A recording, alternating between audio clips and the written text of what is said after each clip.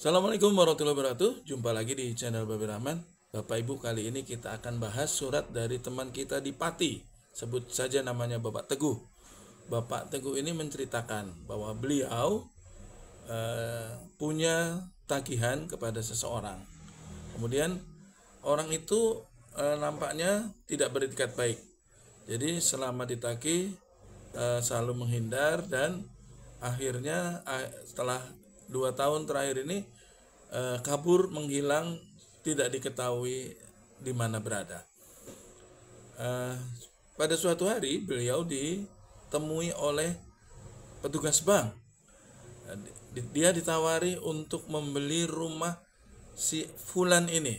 Jadi orang yang berhutang kepada beliau itu nampaknya juga punya pinjaman di bank pemerintah. Di bank tersebut dia menunggak dan juga sudah lebih dari 2 tahun. Oleh petugas banknya ditawari untuk membeli rumah tersebut. Tapi anehnya petugas bank tersebut menyampaikan bahwa bila dia membeli rumah itu maka belum bisa dibalik nama. Balik namanya nunggu bila yang bersangkutan pulang. Kemudian Pak Teguh ini menanyakan kepada saya, bukankah kalau dia membeli aset penunggak itu tanpa perlu tanda tangan pemiliknya? Nah, Bapak Ibu, menurut saya Pak Teguh ini sebenarnya sudah paham hukum. Artinya bahwa dia bila membeli melalui mekanisme lelang pasti tentu sudah tidak lagi membutuhkan tanda tangan debitur atau pemilik jaminan. Nah, saya menduga bahwa apa yang ditawarkan oleh petugas bank tersebut adalah membeli secara di bawah tangan. Artinya petugas bank ini berinisiatif menjual aset jaminan si Fulan tadi, hanya menjual di bawah tangan, tidak melalui mekanisme lelang. Jadi konon jaminannya adalah rumah yang dulu ditempati si A itu, si Fulan itu. Kemudian sudah 2 tahun ditinggalkan, rumah itu kosong, tidak ada yang merawat, tidak ada yang menempatin. Jadi si A pergi bersama keluarganya. Ya, tentu saya tidak menyarankan atau tidak menyetujui cara membeli seperti itu ya. Karena cara membeli seperti itu rawan bagi Pak Teguh. Karena Pak Teguh membeli tidak melalui mekanisme yang dibenarkan secara hukum. Dan petugas bank ini saya anggap sebagai oknum. Karena sebenarnya tidak boleh dia menjual aset agunan debitur yang macet dengan cara seperti itu. Karena kalau menjual dengan di bawah tangan, memang tentu itu jual belinya pertama tidak sah karena bukan dijual oleh pemiliknya, dan tentu akan merepotkan pembelinya. Karena pembelinya harus menunggu si pemilik lama atau debitur atau pemilik jaminannya datang untuk bisa diajak ke notaris untuk tanda tangan balik nama. Jadi Bapak Ibu, ini saya anggap sebagai improvisasi petugas lapangan dalam rangka bagaimana agar dia bisa menurunkan tunggakan dari debiturnya yang tidak diketahui keberadaannya. Dan saya anggap ini konyol, ceroboh, dan ngawur. Petugas bank ini bukan bodoh ya, tahu tentunya dia bahwa mekanismenya harus melalui lelang. Tidak ada cara untuk mendapatkan pelunasan dari kredit macetnya itu selain melalui mekanisme lelang. Itulah cara yang dibenarkan dan dibolehkan oleh undang-undang. Selain itu adalah hanya cara-cara yang sifatnya inisiatif atau terobosan-terobosan petugas lapangan dalam rangka mendapatkan pelunasan tersebut. Saya juga beberapa kali mendapatkan konsultasi atau laporan yang sifatnya adalah menjual di bawah tangan, tapi setidaknya itu tidak terlalu ceroboh gitu ya. Misalnya yang dijual adalah aset yang belum bersertifikat, masih dalam bentuk surat keterangan tanah ataupun mungkin hanya baru petuk atau letter C gitu. Itu masih bisa dimaklumi gitu, sepanjang dari pembeli mengetahui risikonya ya.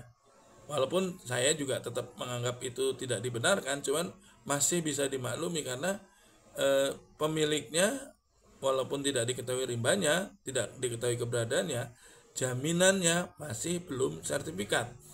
Kalau sudah sertifikat, maka harus melalui mekanisme balik nama yang bisa merubah nama tersebut, lalu melalui mekanisme ke PPAT atau ke notaris gitu ya. Biasanya orang menyebutnya notaris, tapi untuk proses balik nama walaupun dilakukan oleh notaris, tapi dalam jabatannya sebagai PPAT, pejabat pembuat akta tanah. Kembali ke masalah Pak Teguh yang ada di Pati ini, saya menghimbau agar petugas-petugas di lapangan, bank, pegawai bank ya, tidak melakukan hal-hal seperti itu. Selain itu tidak dibenarkan, itu juga kecerobohan yang berisiko di kemudian hari menimbulkan masalah buat pegawai bank itu sendiri ya, karena jelas secara kelembagaan oleh kantor bank sendiri itu tidak dibenarkan, dan bisa jadi itu juga hanya inisiatif dia sendiri, bukan sepengetahuan kantor atau bukan kebijakan dari kantor. Nah, terhadap Pak Teguh, walaupun Pak Teguh kalau bisa melakukan seperti itu, dia sebenarnya bisa diuntungkan, karena dengan demikian Pak Teguh bisa menarik hutangnya yang tidak terbayarkan oleh si fulan tadi. Tapi saya menganggap Pak Teguh hanya akan masuk ke masalah baru yang berisiko terhadap Pak Teguh sendiri, terutama rentan terhadap gugatan dari pemilik jaminan atau ahli warisnya. Misalnya suatu ketika pemiliknya pulang, atau dia dapat informasi dari tetangga atau lingkungan atau saudaranya bahwa rumah tersebut sekarang dikuasai oleh Pak Teguh. Tentu yang bersangkutan justru akan mempermasalahkan atau mungkin menggugat ya, baik kepada banknya maupun kepada Pak Teguhnya, dan berpotensi Pak Teguh malah akan menderita kerugian, karena uang yang dia keluarkan untuk melunasi hutangnya si A itu tidak akan kembali karena sudah diterima bank sebagai pelunasan kreditnya si A. Sementara kalau si A ini pulang dan menggugat ke pengadilan, maka bank wajib mengembalikan sertifikatnya tersebut kepada si A, karena si A berhak menuntut bahwa pinjaman dia sudah lunas, maka sertifikat harus dikembalikan kepada si A sebagai pemilik yang sah atas bangunan tersebut.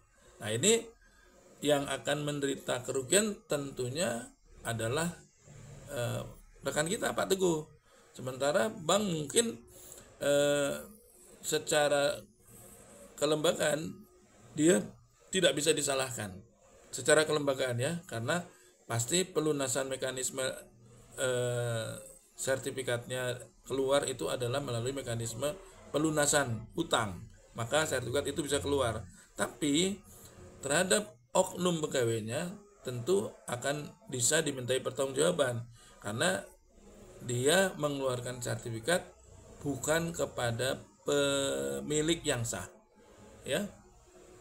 Ketika pinjaman dilunasin, itu harusnya yang berhak mengambil adalah atas nama sertifikatnya, atau setidaknya dengan surat kuasa dari pemilik sertifikatnya, baru sertifikat itu bisa dikeluarkan. Nah, bila yang terjadi seperti Pak Teguh ceritakan, maka Pak Teguh dipastikan mengambil sertifikat dari bank tidak menggunakan surat kuasa. Kalaupun ada, berarti surat kuasanya palsu, berarti itu masalah baru lagi, maka akan menimbulkan berbagai macam permasalahan di kemudian hari.